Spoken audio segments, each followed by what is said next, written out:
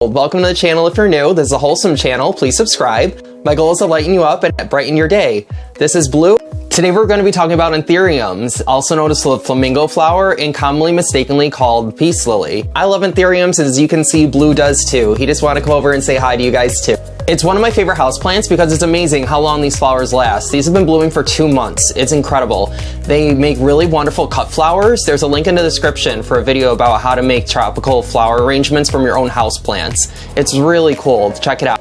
We're going to be talking about how to take care of your Anthuriums and general facts about them. They're one of the most popular flowers there are.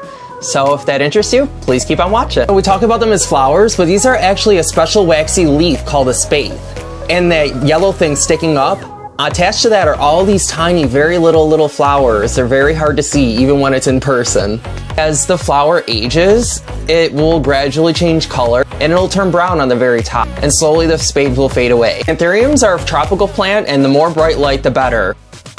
The more light that the Anthuriums receive, the more flowers that you're gonna end up getting. It really likes bright light, but it does not like direct sunlight. The one that's coming through your window and making shapes on your walls of like the square rectangle of your window, that light is too strong, it'll burn it. Just keep it near the window, but not directly in it like that. Anthuriums are epiphytes, and that means they're an air plant. They naturally grow on tree bark, on the understory of trees, and on rocks and stuff. That's why they really don't like being hit by the direct sun. They're naturally growing underneath some shade kind of canopy.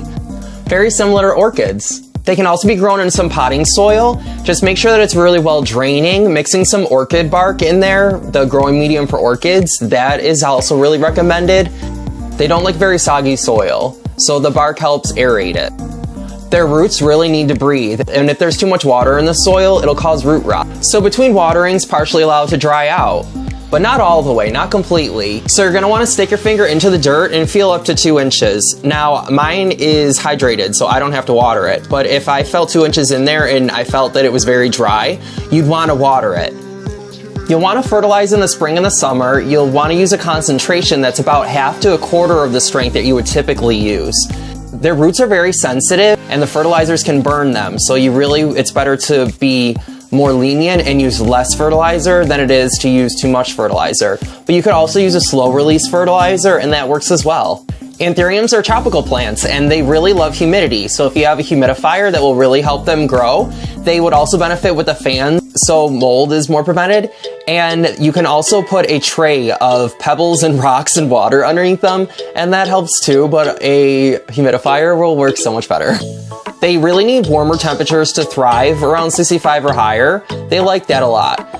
They won't die, but they will go dormant if it's around 50 degrees in between that 65, meaning the plant won't grow the same, not much will really happen, but it won't die. Anthuriums are poisonous to dogs, cats, and people, so I keep mine in places that my pets can't go to. They also don't like to dry out, so they don't want to be by your radiator, they don't want to be by any dry air blowing on them, they don't even like to be by your air conditioning exhaust. They come in all different colors, it's really cool. White, orange, yellow, purple, they have some near black looking ones, reds, pinks. I have this in the middle here is a variegated kind.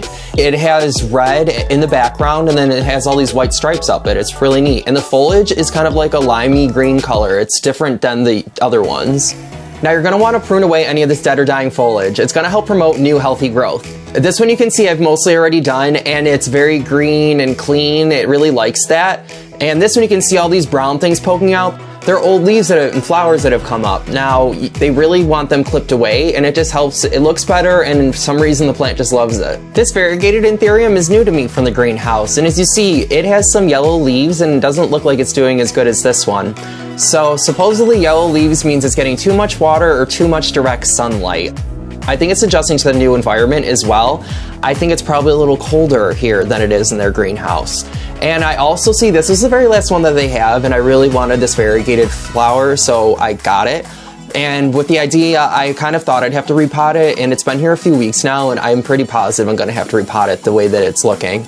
And it's kind of like coming up at a slant, and it looks like they have it planted in this supposedly compostable material, but as I can see, it's not broken down at all, and Anthuriums don't like their roots to be bound like that. It prohibits their growth.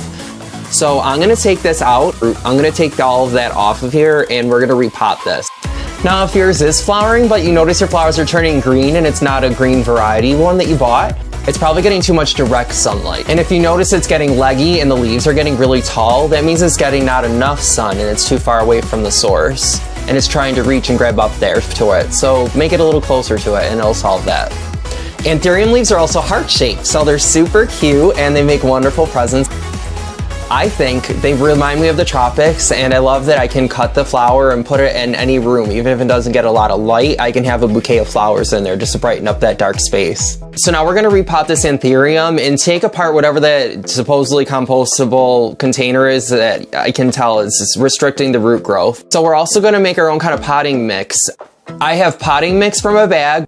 I'm gonna mix some of this orchid bark. The roots don't like to be that wet, and the orchid bark will really help the soil dry out in between waterings, which the Anthurium will really, really love. I've gone places and seen them literally growing on the sides of trees. It's incredible, and they didn't have any dirt. It was a rainforest, so it rained a lot, and that's how they were able to do so.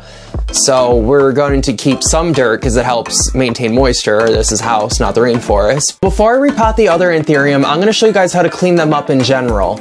Anything that's not green, you're gonna end up taking off. You see any of this old leaf that's there, even just a little bit, you can use your fingers, you can use tweezers, those are really efficient. But I'm gonna show you, you can just literally use your finger. It kind of wants to come off and clean up naturally. That entire thing pulled off really easily. It really likes to be clean. It doesn't like leaf litter around itself. So you can literally just go through and peel all those little, anything that's like really brown and dead looking, it just comes off so easily.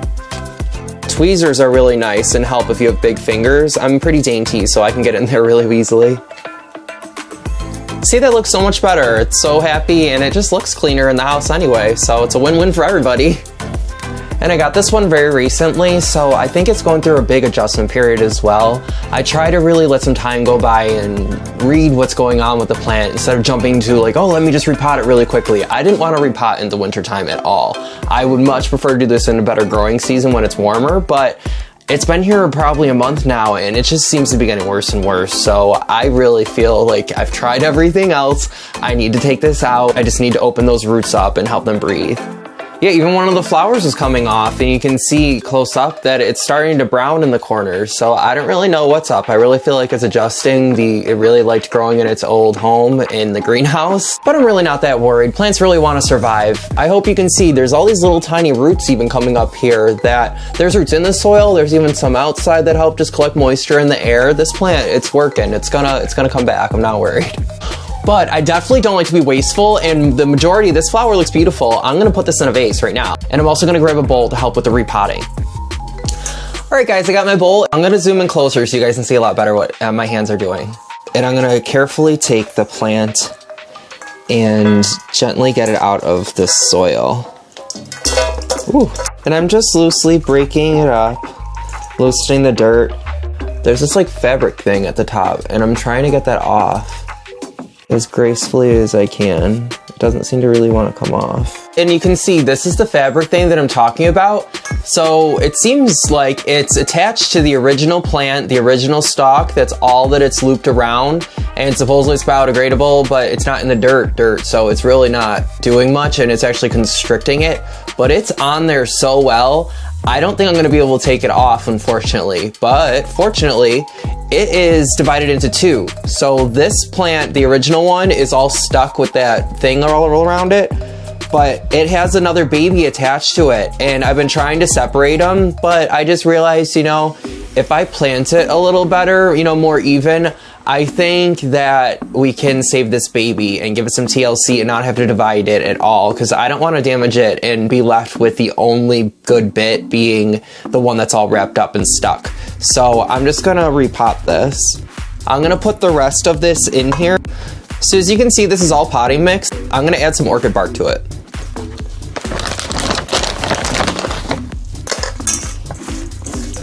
I'm aiming not to get past the 50-50 ratio. I'd be fine having like 35% of this orchid bark. My goal is to plant to about this layer. I don't want to go above here. I don't think it'd matter if you planted too short. It would definitely dry out more often. But because they're epiphytes, they naturally grow without dirt. So you can have some exposed, you'll just have to water it more often.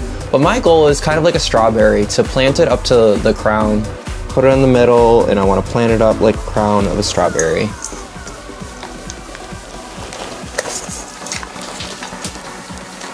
Cool, those look so much better. I know they're gonna do great in here. Now there's still a lot of soil left, and I'm just gonna pour that right into the bag. Well, thanks guys for hanging out. I really appreciate your time. It was really cool learning about Anthuriums, and I hope I helped teach you take better care of yours. They make really wonderful plants, and if you're gonna give somebody a new house plant, I really recommend it being the Anthurium. Well, until next time guys, I hope you have a wonderful day. Bye!